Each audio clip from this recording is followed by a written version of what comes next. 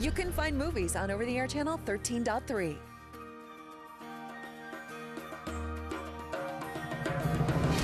Movies. Our name says it all. Hi, I'm John Mallos. Welcome to this live edition of Connect with Me on the showroom floor at Ventura TV on this Friday morning. Glad to be here the day after the Giants won the pennant, the National League pennant. Yay, go Giants. Anyway, today the topic, besides the Giants, is we have an attorney in the house today to talk about Chancey Park and also that big judges race between Gamoyan and Hill. 436, MeTV option 11. We'll have a lot of fun today. Back in a moment.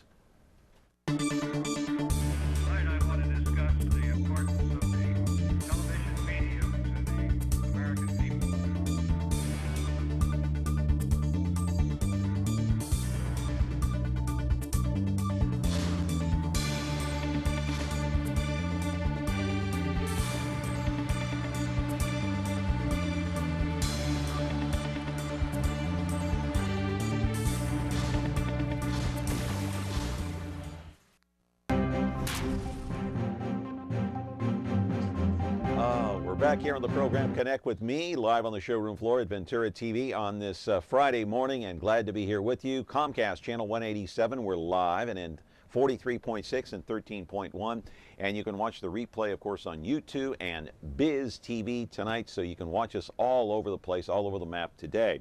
All right, before we get into our main topic today, I do want to talk about that historic game, one for the ages last night at AT&T Park.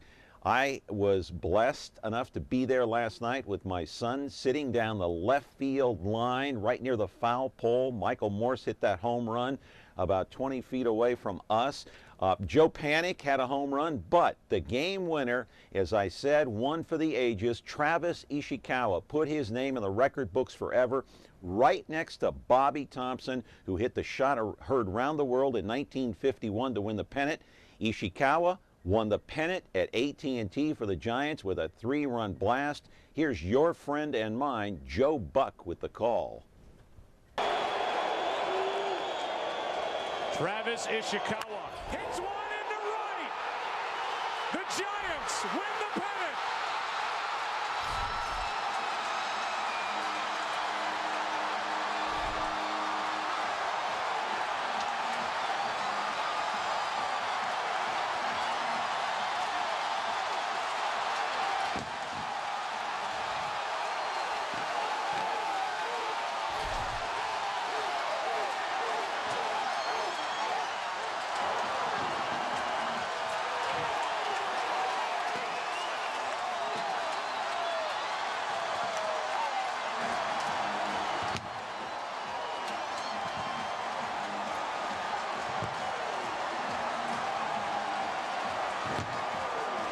The Giants and Bruce Bochy been waiting for that home run ball, and it showed up here tonight. It ends on a home run by Travis Ishikawa, the Giants' third home run of this Game 5. And the Giants are going back to the World Series for the third time in the last 5 years. After 6 straight balls, he's sitting on a fastball inside. He knows he's going to get it, turned on it. The Giants to the World Series in 2010, 2012, 2014. Oh my goodness, what a night it was at AT&T Park. The fan base there was just crazy after the game. Honking horns in the streets of San Francisco. It was almost like Mardi Gras. There was only one crowd that was louder that I've heard in person, and that was at Candlestick Park in 1982, Dwight Clark making the catch. But last night almost felt like an earthquake in San Francisco, 6.8 on the Richter scale, as Travis Ishikawa, the former Fresno Grizzly, what a story, cut by 6 teams, came to Fresno in like midsummer sometime. The Giants picked him up and took him to the big league club. And boy, he made the air in left field last night, and yet Bruce Bochy left him in the game, had a confidence enough to leave him in till the bitter end as he put his own name in the record books. What an incredible story as the Giants now face the Kansas City Royals in Game 1 of the World Series on Tuesday night. All right, enough excitement. We have more excitement ahead. We're talking about the Hatfields and the McCoys. Oh, wait a minute. I think that's the Lewis group and the McDonald group. Is that right? All right, we're going to talk about Chachansey Park. That's the main focus, or not Chachansey Park, Chachansey Resort and Casino. Let's roll the videotape, my friends, and I'll show you exactly what I'm talking about. Of course, this place remains shut down as I speak, shut down by a federal court. This is video courtesy of the Fresno Bee. This was the scene last week as about 500 people fled the casino when one of the tribal groups stormed that casino, guns drawn and everything. Eventually, the Madera County Sheriff John Anderson had to send his men and women in. No arrests made. A day later, the federal judge himself, Lawrence J. O'Neill, issued a restraining order to close the place down, and so he ruled Chachansey will stay that way until all of the issues get resolved. A follow-up hearing is scheduled for October the 29th. Tensions between the rival tribes are now at an all-time high. The Reggie Lewis group, the McDonald group have been battling each other for years, finally came to a head. Chachansey is located about 40 miles north of Fresno, a very popular spot for many people here in the Central Valley, but as of now, it's shut down. You can't go there. No way. Anyway, live in our studio now to talk about this, and no one better than Chuck Magill. He is an attorney here in Fresno. He's here to take your phone calls at 436-ME-TV, option 11, a well-known attorney. He's been here for more than a quarter century, my friends, informing you, helping defendants. He knows the court system inside and out, and he'll take your phone calls about Chachansey Gold Resort and Casino. Back with our phone calls and our program in a moment. This is Tough TV, Tough Sports, Tough Lifestyle, Tough Drama, Tough Reality, Tough Talk, Tough Specials, Tough Movies, Tough TV. Are you tough enough? I mean, why are these tribes fighting? Over a few $100 million? Who cares, Chuck, right? It's only money, right? Chuck Magill, welcome to the program. Hey, John, good to see you. It's good to see you. I'm glad you're here. You haven't been here in a while. I'm How really you been? jealous, John. You were there last night to see that home run? Yes, I was. Gosh, And you know, the Michael Morse home run that went down the line was like 20 feet away from us. It was you and your boy, right? Me and my son. My son and I. I'm jealous. Just let everybody know I'm very jealous. Yeah. That's So amazing. what a game to take your son to. No kidding. There's a memory. Yeah. Congratulations, Dad. And you know, stupidly, I didn't get a press credential, did not interview any of the players. I even forgot my cell phone at home. You weren't supposed to have that kind of No, I memory. wasn't supposed to. So my son, thankfully, he had his cell phone. We took a few photos here and there, and that was it. That's okay, because that means that there was just father-son time. Yeah. And that was. I'm just that's sorry a that memory. the A's are not there. I wanted to Me see too. a Bay Bridge I World wanted to see a Series. bridge-to-bridge series too. Yep. I really did. I'm an A's fan. I grew up in that side. Yeah. And when I was a kid, it was the 73, 74, 75 A's that won the World Series 3 times in a row. You know that old I'll saying, never forget. fire the bums, fire Billy Bean, he ruined the A's. Yeah, I know. Oh, it's okay. I mean, it was a decision. I thought it was the right one when he made it. But Really? I did. Yeah. I thought he needed to have some better pitching.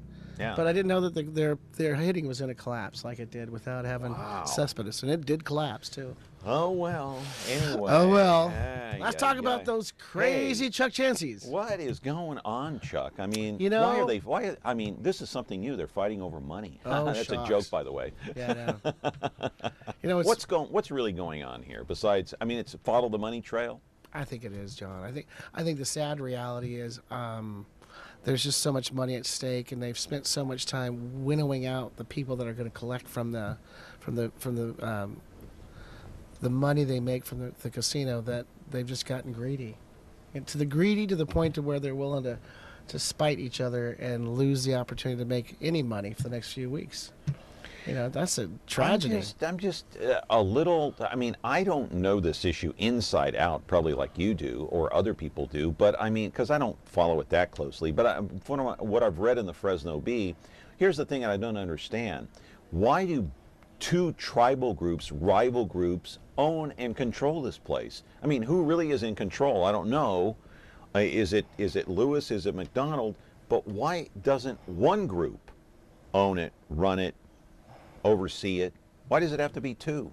Well, really what you've got here, in my opinion, this is the way I look at it, and that is once the casinos started making money, and real money, and we're talking $200 million a year, almost $1 million a day that they were making money. Man. The tribal groups, the people that were registered Chukchansi Indians, all of a sudden went from a group of like 1,500 down to like 400. And it's been shrinking ever since. And then when I say 15 to 400, those numbers are estimates. It could have been a lot less than that. Yeah. But the reality of it is, once a group gets into power and authority elected by the tribe, then they start shutting down the number of people that are in the tribe. So that means the checks that go out every month go up for the remaining members. The sad reality is, all these other people were registered members of the tribe before they started making profit. And every one of the tribes has done that. They've limited the number of tribal members, and that what causes that to happen is that there come, that's greedy to begin with, Right. but it creates conflicts within the tribe. So you have these two dominant groups that are fighting for control of the remainder. So now, as the group, the size of the group is shrinking, Right. the ones left on the outside are disgruntled, Of course. and they're saying, "Hey, wait a minute, we were there from the beginning. Correct. Why are you shutting us out? Where's our Correct. cut?" Well, once they, I feel is once they turn on them, on their own, Yeah. then it creates such a drive for money that they lose their identity. I mean, you think about it. For someone to be registered as a Native American Chukchansi, they've had to live generations within the culture, and then all of a sudden to say you're not Indian enough to collect because we want a smaller number of people to collect, so we make more money. So the ones Yeah. that are left are making, getting $100,000 a month checks versus if everybody was in it and they're getting just 10. So I think Here's the question I have, though, and Dennis Hart was here the other day, and I asked him about this, and he didn't have the answer. Sure. I don't think any of us do, but maybe you can give us a good estimate as to what might happen.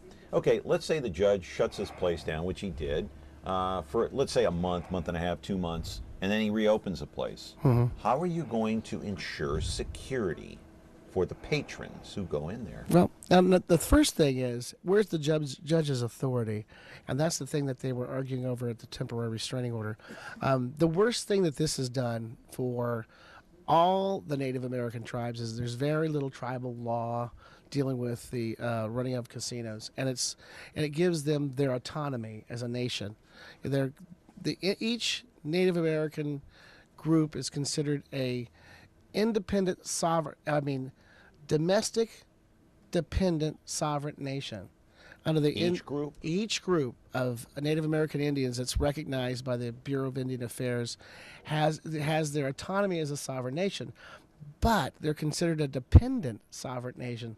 So it's like the Great White Father that you see in the old stories. Yeah. That's the way the U.S. government has dealt with the Indians for centuries, and for them to put something before the federal court like they have, it's devastating to their culture emotionally, and also for the other Native American tribes that are dealing with the federal government on casinos, because they don't want that problem resolved by the courts, because it's setting precedent for all the other Indian nations. So each tribe is considered an independent sovereign nation? Independent, a dependent sovereign nation. Each tribe? Each tribe, yeah. So do you think that many of these tribes now, or tribal members, feel ashamed by what's happened? Absolutely. It's because of their culture? It may not be the Chukchansis because they're fighting for money among themselves, Right. but I would assume if you asked any other Native American tribal group in the United States, they would be just livid with the Chukchansis forcing this issue into the federal courts for a federal judge to make a determination on the sovereignty of who's in control of that tribe. Now think about it. How does a judge, in your estimation, in your experience over the last quarter century, how does a judge make a determination as to who's in charge of the place? Well, I think what he's doing is this. He's telling them, you're going to have to make a decision as a group, and you're going to have to decide among yourselves. And if you until you do, and until I'm feel safe and secure that that some group is in charge here, and they're not going to go running up there to try to overthrow it, I'm going to leave it closed down. And you're losing $1 million a day while it's closed. Yeah. And you're all losing money. So I think he's forcing them to the table to talk and work it out among themselves. Because if the court makes a determination of who's in charge, it's a terrible precedent for all the other Indian nations that basically they've lost their sovereignty. Once again, here we are in the 21st century, and once again, the federal government's telling them who's in charge. So basically the judge is saying he's putting them in the ring and say, okay, duke it out. Whoever comes out on top, you guys decide, come back and let me know. Yeah, that's exactly what I saw Judge O'Neill saying to them when I went and watched the TRO arguments, and the attorneys. The hearing on Wednesday. Yes, the attorneys for I think the McDonald's group was saying, well, Judge, you don't have any authority to do what you're suggesting you do. His first argument is that you don't have authority because federal court's a limited court of jurisdiction, and he's like, yeah, I do. And I'm going to make an order, and you're not going to like it if I have to decide. Yeah. And so you better get together and start talking about this and resolving it, because if I have to make a decision, I'll make it, and many people are going to be upset about it. Well, a lot of people are upset right now. And Judge O'Neill was my trial practice teacher when I was in law school, and I don't think he'll have a problem making a decision. So you know the judge. Yes, all the judges anyway. I do, but him particularly, because he taught me how to try a case. I know him well, and he's a brilliant jurist. He's a generational lawyer. His mother was an attorney. His grandfather was an attorney. His great grandfather was an attorney, I think. They were in the territory of Hawaii. The O'Neills are well known in the legal community. And I don't think he'll have a problem telling which group is in and which group is out. Hey, we got a phone call here. You're with Chuck Magill. And caller, go ahead.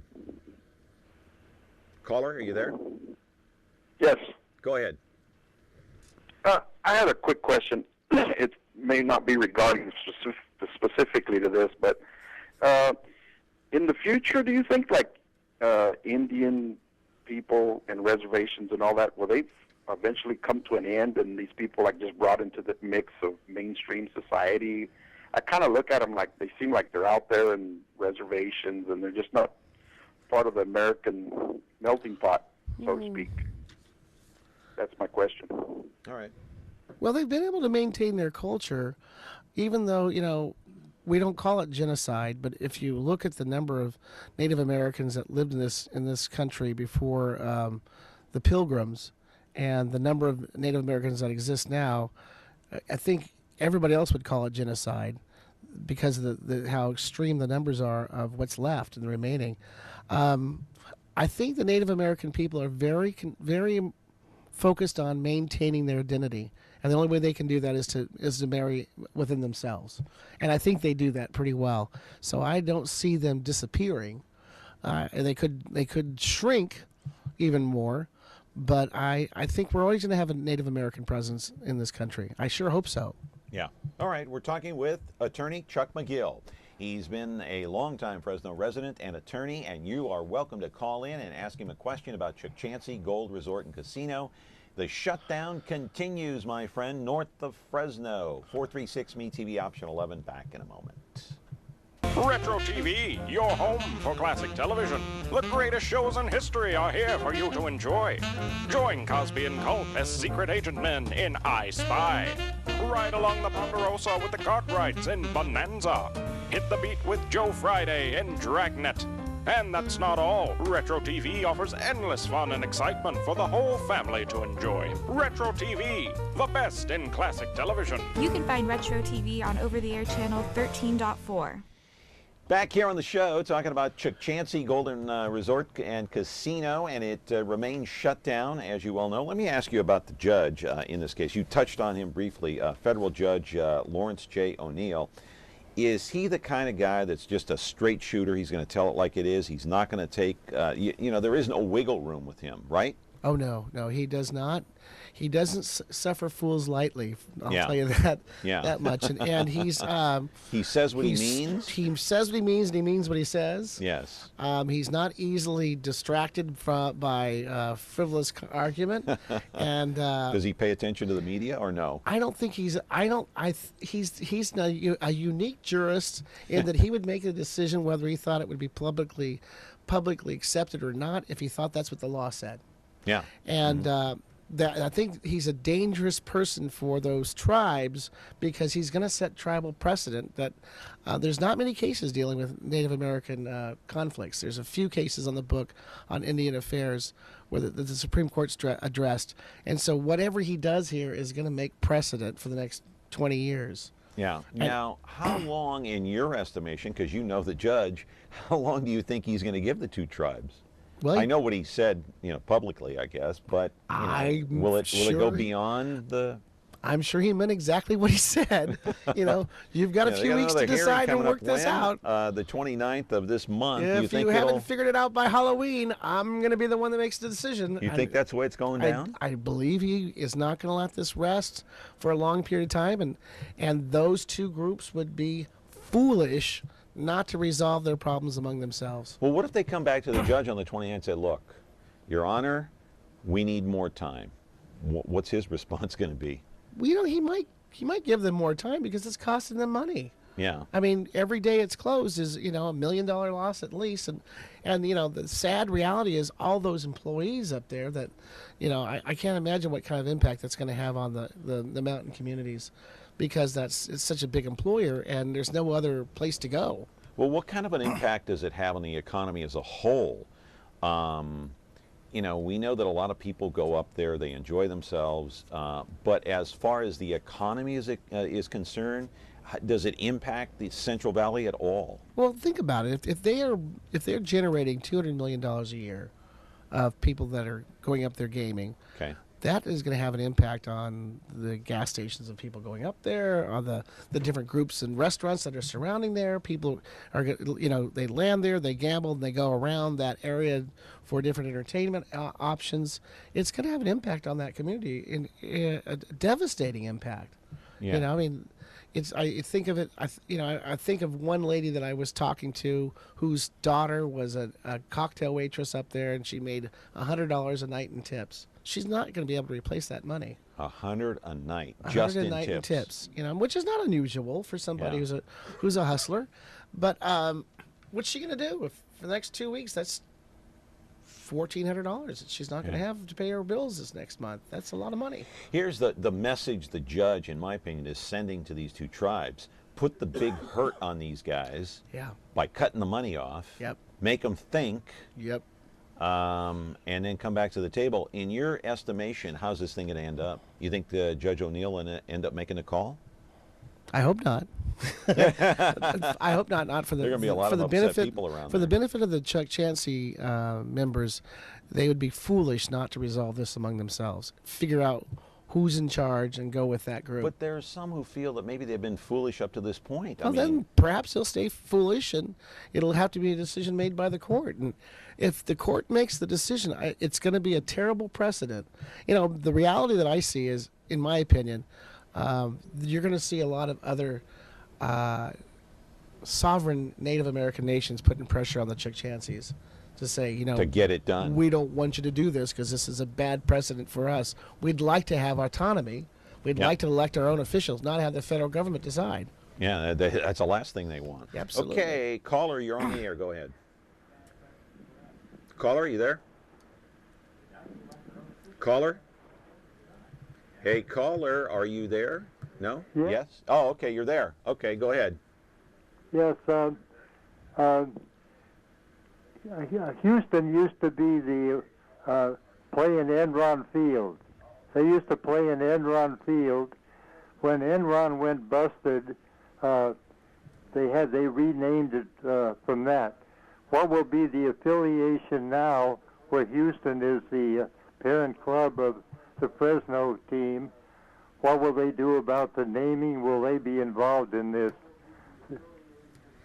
We don't know. I mean, what kind of an effect this will have on Chick-Chancey Park? Probably not that much in the long run, right, Chuck? I don't know. Well, that $1 million that they give a year for the naming is, that's probably pretty low on their list of bills when it comes down to it. And if they don't get back to work pretty soon, that's probably going to go.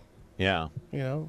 Poor Grizzlies. Boy, they've been hit hard in the last 6 months. Yeah, I mean, if they lose that $1 million a year, for the naming rights. Absolutely. Okay, now they've sunken further into the hole. Okay, they've already lost the Giant affiliation. So I would imagine the name is going to remain Grizzlies. But in your estimation, should the Grizzlies be sold? What should happen to that team? What should the city do about the Grizzly financial problem? Oh boy, that's a huge one. It's another sad day for Fresno. The reality of it is that's a beautiful ballpark.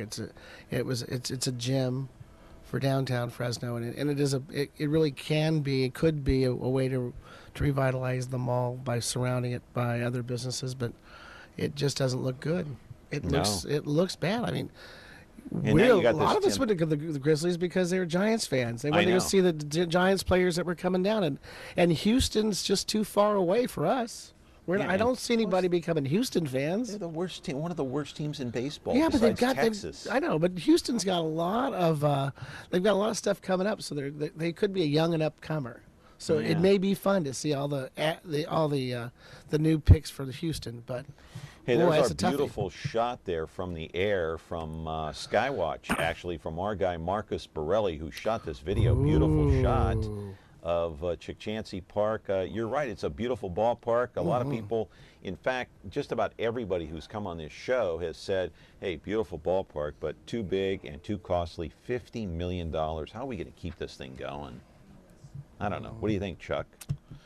I'm glad I'm not Mayor Swearingen.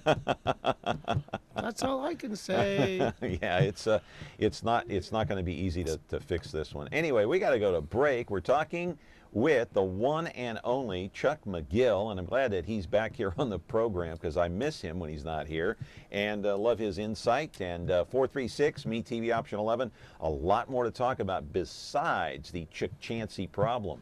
Back in a moment.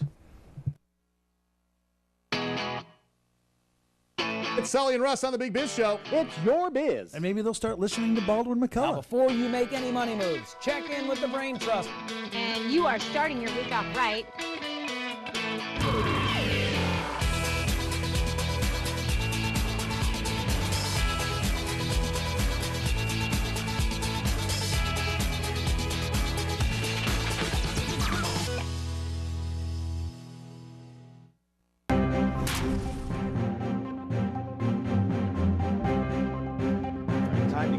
Topic now here, and several more to talk about here with Chuck Magill, the one and only.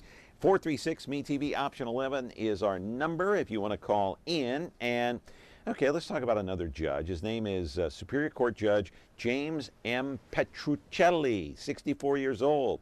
Apparently, he helped an acquaintance accused of felony domestic violence get out of jail on his own recognizance, and through his attorney, he said, yeah, I kind of made a mistake. Okay, whatever. What's going on with this one? You know this judge real well. He was a classmate of mine in law school. Yes. Hi, Jim. Sorry. And you said you told me he was a bailiff at one time, right? A long time ago? He was a sheriff, Fresno County sheriff, and then while he was in law school, he was a bailiff for Judge Crum, and he was in Judge Crum's court, and Judge Crum supported him going through law school. It's great. Jim's a great guy, and did he make a mistake? I guess. Boy, it's a tough one. I don't know. In these times and these days, things are different. I remember when I first started practicing 25 years ago, it wasn't unusual for an attorney to call a judge and say, my client, Mr. So-and-so, has been arrested. He's retained me to represent him, Judge. Would you give him an OR? I'll make sure he's in court. I promise you, on a release. Okay. I promise you he'll be in court. And that was done. I mean, it was not considered to be inappropriate. We are all members of the bar. Yeah. We all understand our ethical duties. And to me, it sounds as though this was the same kind of thing, but times have changed. That's not okay. Times now? have changed. It's not okay now. Because the legislature's changed the way they look at it. You know, bail motions have to be noticed. You've got to tell the DA that you're making the motion. Domestic violence is looked at very seriously. It doesn't matter. It doesn't matter if the judge knew the history and background of the people and knew the reputation of the alleged victim of having done this to 3 previous spouses. It doesn't matter.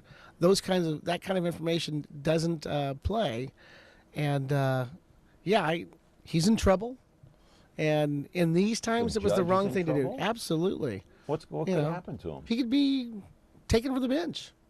They could over an issue like this. Yes. I mean, in this day and age, I got to tell you that this is the thing. It was kind of funny when I was running for judge because I used to tease my friend Jim about, Jim, when we were in law school, he always wanted to be a judge. He literally was saying, "This is my goal. I'm going to become an attorney. I'll do family law, make some money, then I'll become a judge." And that's exactly what he did. And I used to tease Jim. I said, sometimes it's terrible when you get what you want. I said, because this is the way I look at it, Jim. There's 200,000 lawyers in California, and there's 3 bar judges and 6 investigators. There's 10,000 judges in California. There's 4 bar judges and 8 investigators. I said, who do you think is going to be investigated more, a judge or an attorney? I said, I like my odds as an attorney a lot better, and because they have to work. So any kind of complaint is taken seriously, and it's pursued seriously, and I feel sorry for him. I mean, he admitted in the be-through as an attorney that he says, yes, he admits he made a mistake, is willing to accept any kind of discipline, short of the loss of his job. Yeah. But you're saying he could lose his job. Absolutely. They've gotten very serious about any kind of lapses of judgment that judges make, because there's, it's political. Mm-hmm. It's politics 101. Right, and he's been a judge now for 16 years, and was reprimanded by the commission in 2007 for poor behavior toward lawyers. I don't know what that means, but anyway, you probably know more about that than I do. Yeah, well, what does that mean? It means he pissed somebody off. He well, said just the like wrong he did thing. now. Just like he did now. He's a good guy. But see, it doesn't sound like. See, he's a good guy, but he's not that kind of.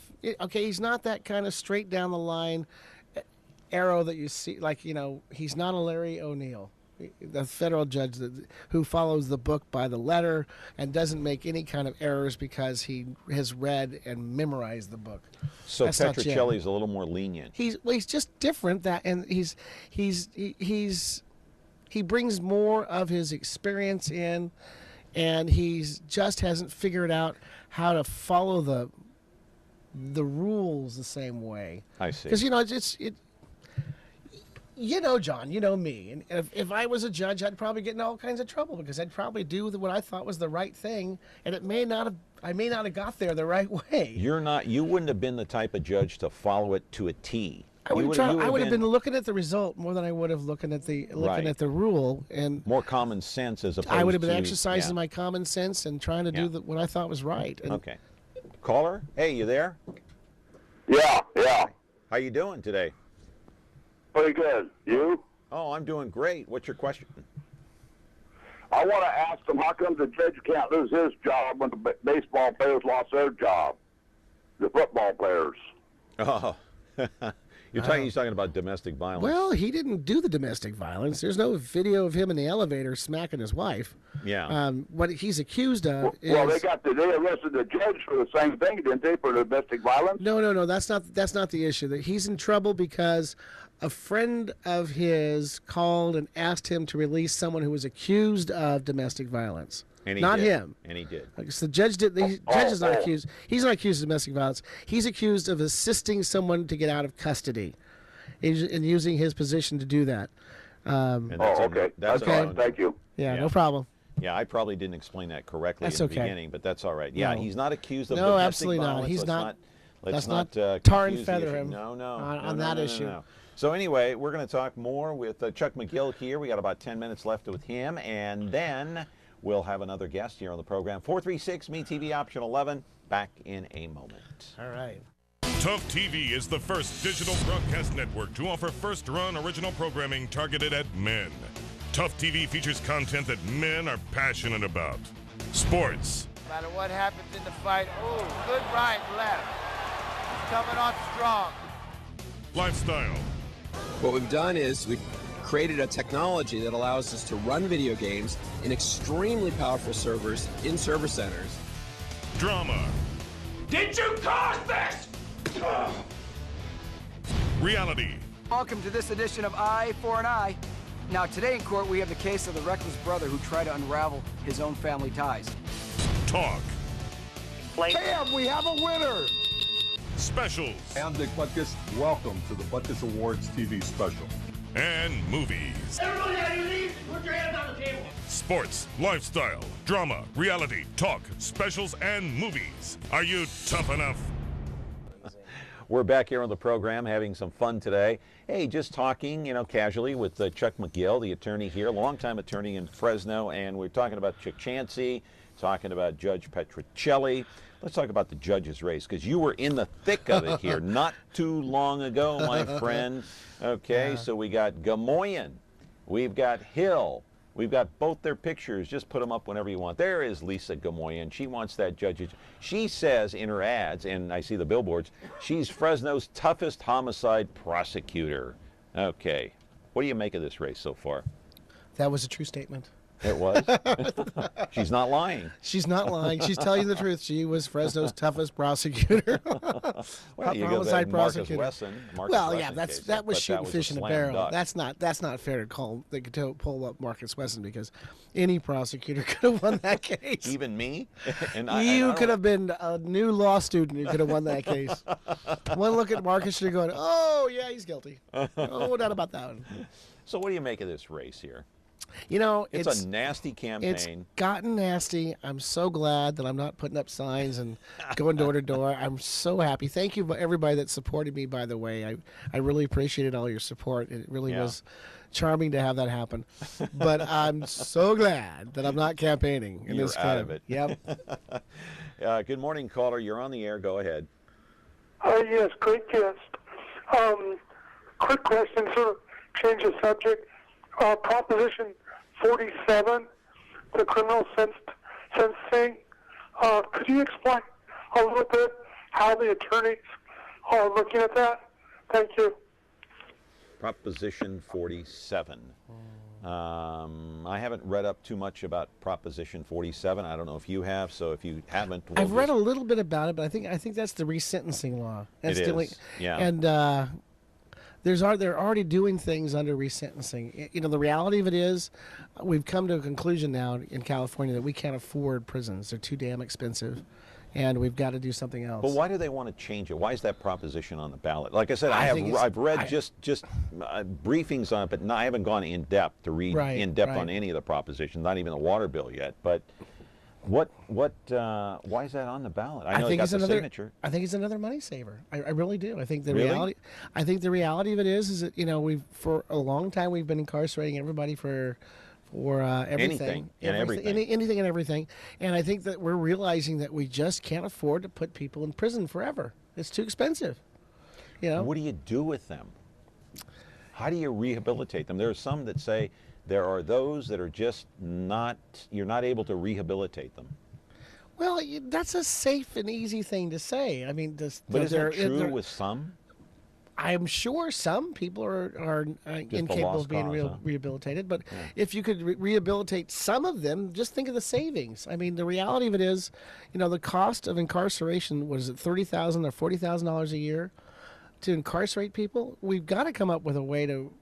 Some of them, if you just saved 30% of them and they didn't reoffend, think of the savings that we'd have as a state. But you're not talking about letting out someone who committed, a double murder, a triple murder. No, you're not talking about We're talking about low-level, non-violent criminals. People who are doing drugs or have mental problems. Mental problems that are not related to violence. Why aren't we helping those who have mental problems? I think the reality of it is that we've just got to get our priorities as a state back together. I mean, we used to have programs available for mental patients throughout the state, and the funding was cut. And what happened is that all those mental patients that would have otherwise been institutionalized in state hospitals are in prisons and getting no assistance or services. We just have to reprioritize. I think we've got to be more responsible. Yeah. All right. Another call coming in here on Connect with Me. Good morning, caller. You're on the air. Go ahead. Good morning, gentlemen. I think maybe a fix for the overcrowding of our prisons is to get rid of all of the stupid drug laws. Go ahead and legalize just about everything and put it under control. I know crack's a big problem. We'd have to deal with that. But marijuana, heroin, your barbiturates, and your other amphetamines, legalize them, regulate them, and get rid of laws like prostitution, things like that. Again, make it a good tax base. Also, another alternative we might have for overcrowding in the prisons is go to corporal punishments. Let's go back to flogging and maybe break the hands of thieves and not cut them off. Oh, my God. That would be one way to do it. I know. All right. How do you like that call, Chuck? I love a solid libertarian when you hear one. Oh, my goodness. He's right there on the whole libertarian philosophy. He's got it all figured out. That's right. We're going to raise taxes we'll have sin taxes instead of criminality, and then of course we can just use brutal force to you steal curb something, people. we'll just cut your hand off. Yeah, no problem. It works really well in those. Let's legalize marijuana, hard drugs, legalize prostitution. What else? Cutting hands off works really well in those countries that practice that, doesn't it? Yeah. Where does that work best? Where do I'm they thinking do that? Iraq or Iraq, maybe China, or ISIS.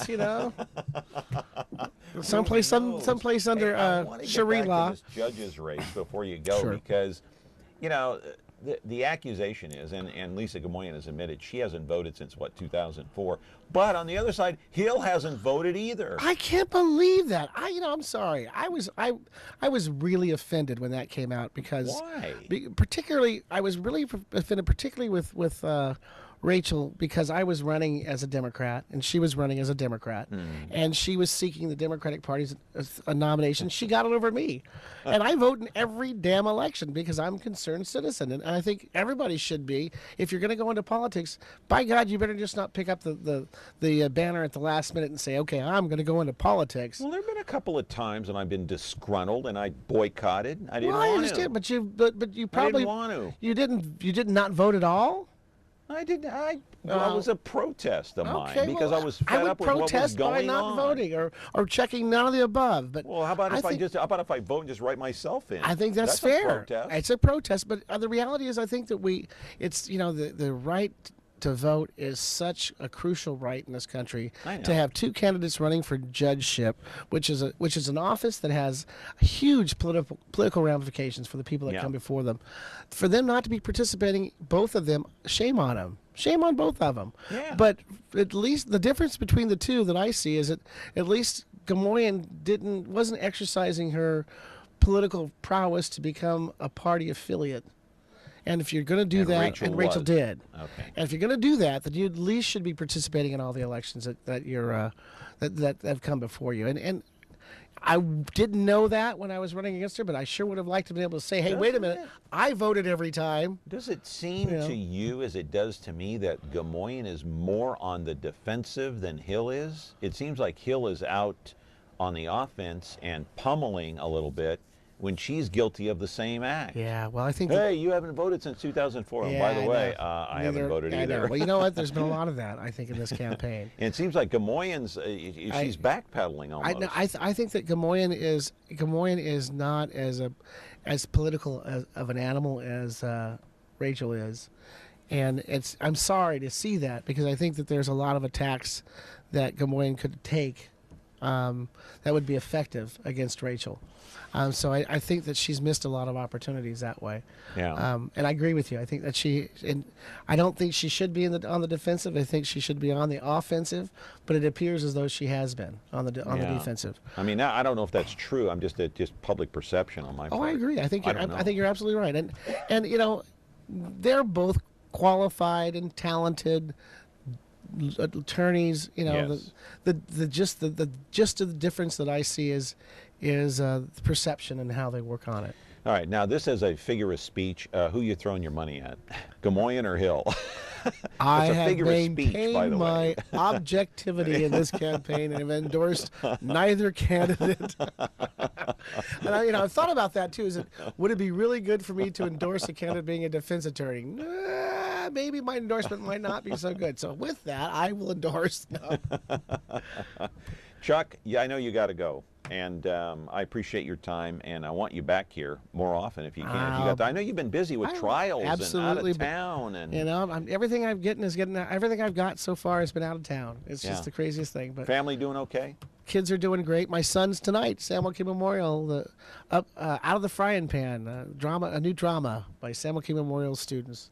Well, it's good to see you. Good to see you, too. All right, my friend. Thanks for having me. All right. Well, thank you. I'll come back anytime. Just give me a whistle. Will do. And I'll see you at the Susan G. Komen race Saturday. I'll be there. And please come out and support breast cancer awareness. It's something that's close to all of our hearts. And I forget where it is. It's where at Fresno State? I believe that's it. Fresno State, Saturday morning. So come, support the survivors. We're going to be walking with the survivors, John. Yeah, you and I will be walking. We're going to be walking there with Holly Carter in the Face of Cancer, which is all about the survivors of breast cancer. That's right. Let's support those women. And in memory of your beautiful wife and wonderful person, Thank you, Laura McGill. Yeah, we miss her. Okay. Chuck Magill, our guest today, back with more here on Connect with Me, 436 MeTV Option 11. Stay tuned. Plenty more to come.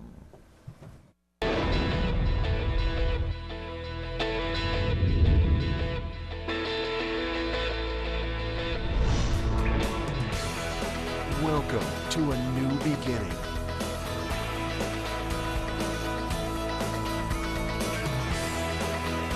An adventure that goes well beyond passive diversions.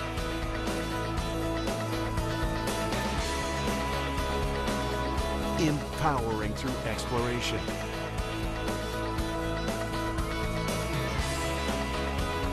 Engaging your passions.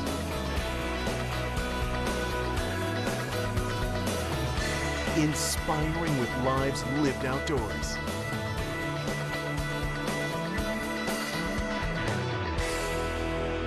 Come with us. Untamed Sports TV. You can find Untamed Sports on over-the-air channel 13.8. Considering solar? Whether you're ready to buy now or just exploring your options, the consultants at Solar Negotiators are here to help you. A call to Solar Negotiators is like calling 5 solar companies at once. You see, when local established solar contractors have gaps in their schedule, they call Solar Negotiators to fill them. Right now, get 5 years of panel cleaning and maintenance or $1,000 off your new solar panels. So stop wasting your time searching and call Solar Negotiators, because when contractors compete for your business, you win.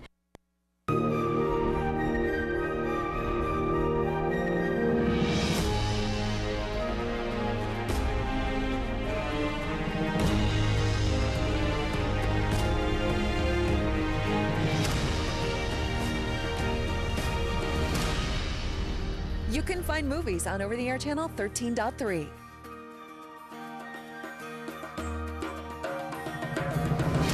Movies. Our name says it all. Tough TV is the first digital broadcast network to offer first-run original programming targeted at men. Tough TV features content that men are passionate about. Sports. No matter what happens in the fight, good right, left. Coming on strong. Lifestyle. What we've done is we've created a technology that allows us to run video games in extremely powerful servers in server centers. Drama. Did you cause this? Reality. Welcome to this edition of Eye for an Eye. Now, today in court, we have the case of the reckless brother who tried to unravel his own family ties. Talk. Bam, we have a winner. Specials. I'm Dick Butkus. Welcome to the Butkus Awards TV special. And movies. Everybody on your knees, put your hands on the table. Sports, lifestyle, drama, reality, talk, specials, and movies. Are you tough enough? Travis Ishikawa hits one into right. The Giants win the pennant.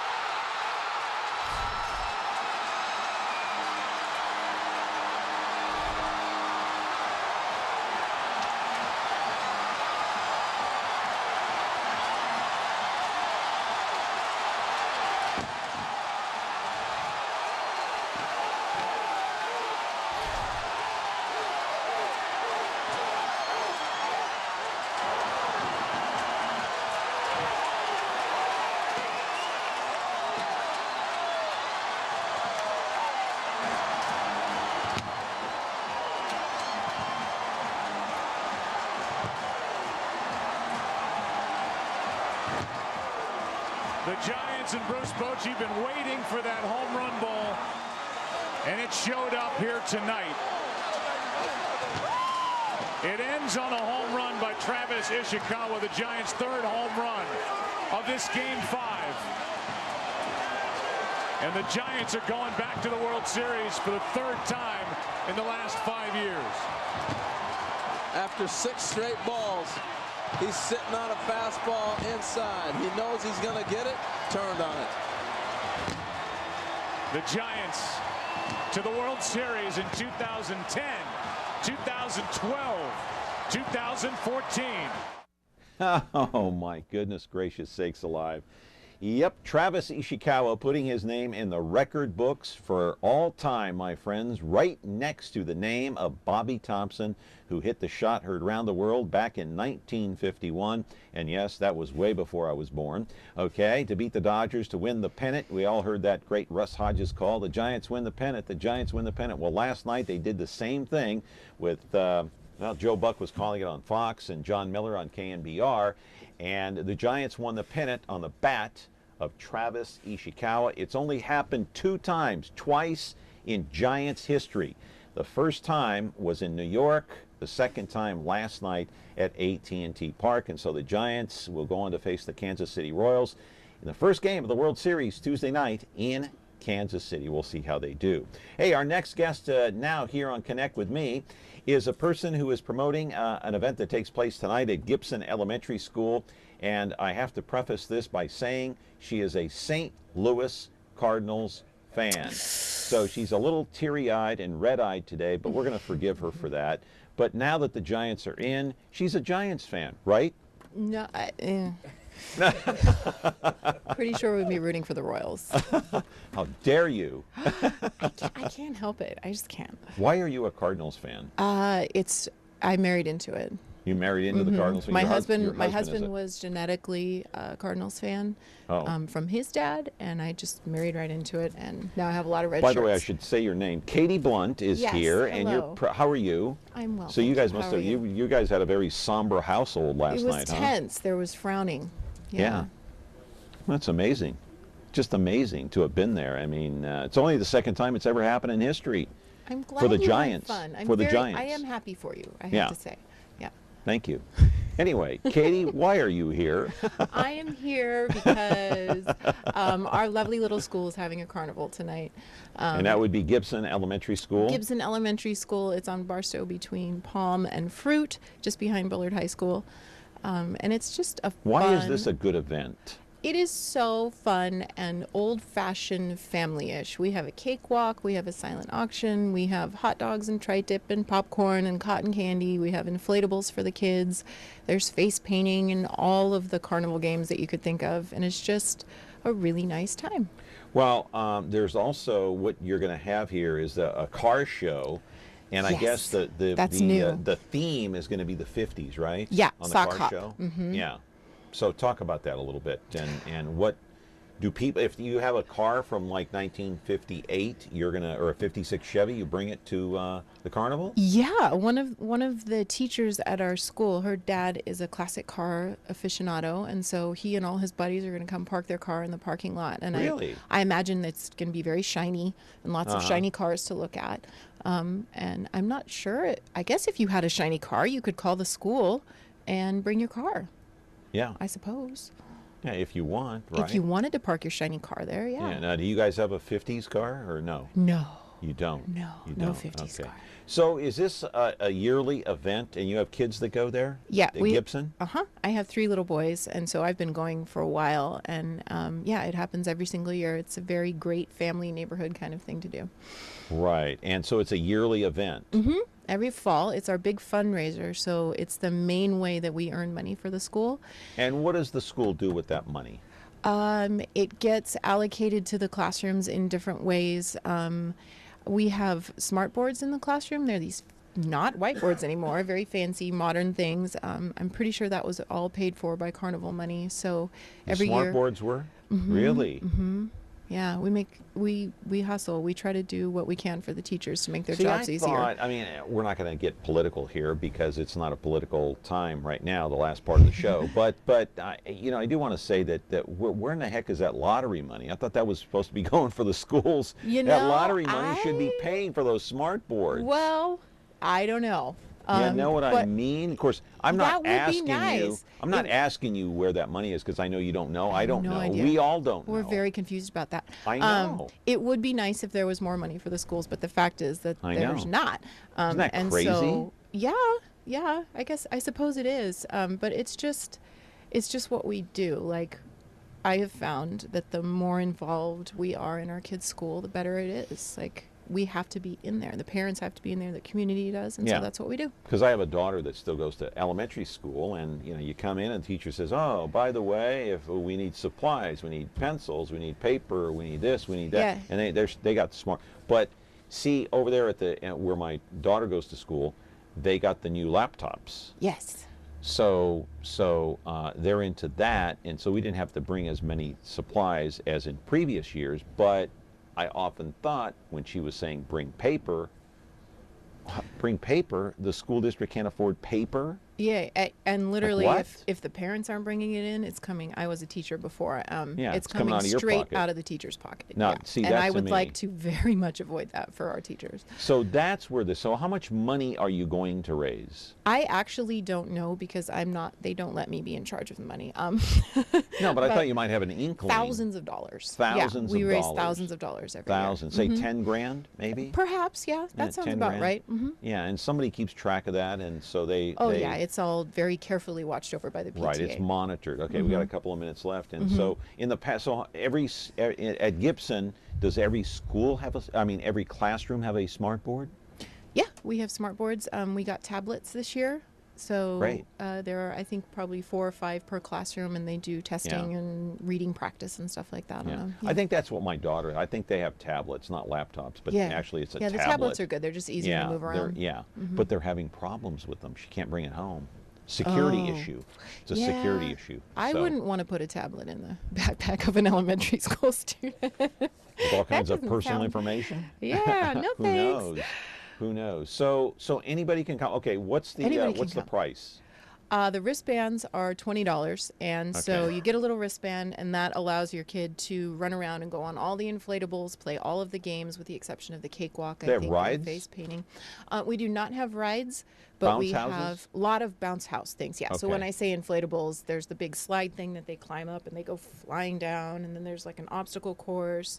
I heard a rumor that we had a very fancy one that's got water with. You go in a ball and you roll around on the water. Okay, so the price of admission is $20, and it helps fund the PTA, the activities over there at Gibson all year long. And how many people would you expect to show up out there tonight? Because it starts at, 5 o'clock? Goes until 8:30? 5 to 8:30, yep. All right. And we have lights for when it gets dark. The weather's going to be awesome. I'm pretty sure pretty much the whole school comes, and then, a lot of grandparents and family members. We do have people who will drive by and just stop in because it looks like fun. Yeah. But you'll have big crowds then. Yeah, it's a lot of fun. Good food too. Well, I appreciate you coming by, Katie Blunt. I hope Thank you for having me. Well, that's okay. We don't mind getting the word out there, and I hope it raises quite a bit of money. Katie, I'm sorry about your Cardinals. There's always next year, and you will root for the Giants, right? Okay, yes. Okay, I'd say that's a resounding no. Thank you very much, Katie, for being here. I appreciate it, and good luck on the carnival tonight. That's going to do it for us. We have somebody from the Fresno City Rampage newspaper. That's Fresno City College on Monday. Have a great weekend, and go Giants.